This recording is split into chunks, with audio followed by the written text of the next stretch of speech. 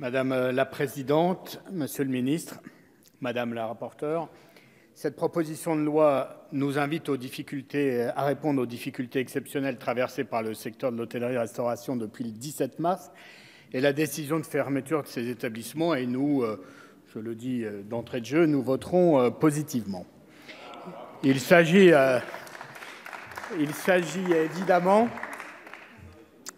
évidemment d'un secteur clé de l'activité dans notre pays qui occupe près d'1 million de personnes, se hisse au 6e rang des secteurs pourvoyeurs d'emplois et représente 70 milliards d'euros de chiffre d'affaires.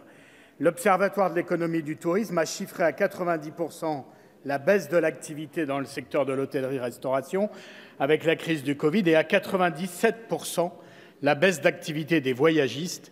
Il estime, ce même organisme, à 25% la baisse prévisible du PIB de l'ensemble de l'activité touristique sur l'année 2020.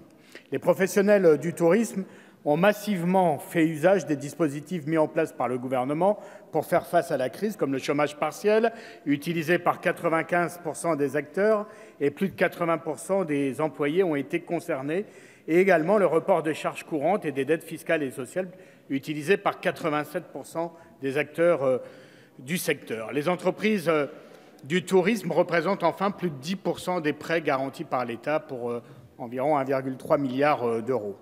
Chose intéressante, plus de la moitié des hôteliers interrogés fin mars dans une enquête conduite par le cabinet Roland Berger estimaient qu'il fallait privilégier les aides financières sur les allègements de taxes. Nous sommes obligés de constater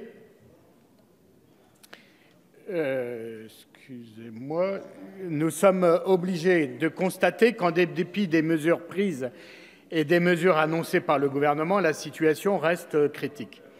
Comme le souligne notre rapporteur, le Fonds de solidarité ne permettra pas de compenser qu'une part minime de la perte d'exploitation subie par les petits entrepreneurs du secteur de l'hôtellerie-restauration. Les compagnies d'assurance se sont de leur côté très largement défaussées de leurs responsabilités. Les banques refusent encore trop souvent les prêts, de nombreux prêts pour que la garantie apportée par l'État joue pleinement son rôle. Ajoutons qu'un prêt doit par définition être remboursé et que ce n'est pas non plus la panacée.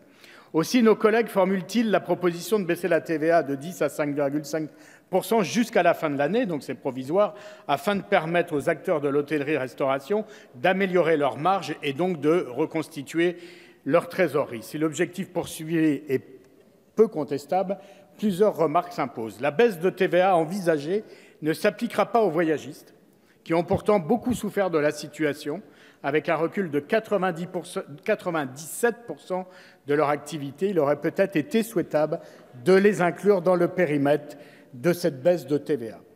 A contrario, le texte proposé prévoit que la baisse de TVA s'appliquera aux locations meublées sans restriction. Il est pourtant indispensable de nous assurer que cette mesure ne bénéficiera qu'aux meublés de tourisme et pas aux autres locations en meublé dont la prolifération en zone tendue nuit à l'offre de logement.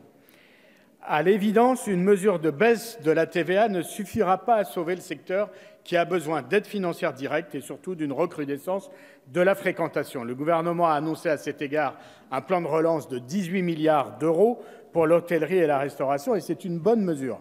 Il a aussi avancé l'idée de réformer l'Agence nationale des chèques-vacances pour que davantage de salariés, ils sont 4 millions aujourd'hui à en bénéficier, mais que davantage de salariés, notamment des salariés des petites et moyennes entreprises, puissent y avoir accès. C'est une piste à nos yeux intéressante. Permettre à davantage de Français de partir en vacances va à la fois dans le sens du progrès social, mais également du redressement du secteur.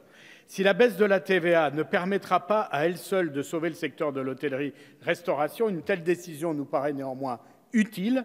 La baisse de la TVA peut permettre d'éviter une hausse brutale des prix dans la période qui s'ouvre, qui aurait des conséquences désastreuses sur la fréquentation des établissements. Elle peut être une mesure complémentaire et provisoire du soutien à ceux que la situation place aujourd'hui au bord de la faillite. Soutenir l'emploi et l'activité de ce secteur exige que nous ne négligions dans la période aucun des outils à notre disposition. C'est la raison pour laquelle, je le répète, nous voterons, malgré les quelques réserves ou remarques formulées, en faveur de la présente proposition de loi. Merci, monsieur le député.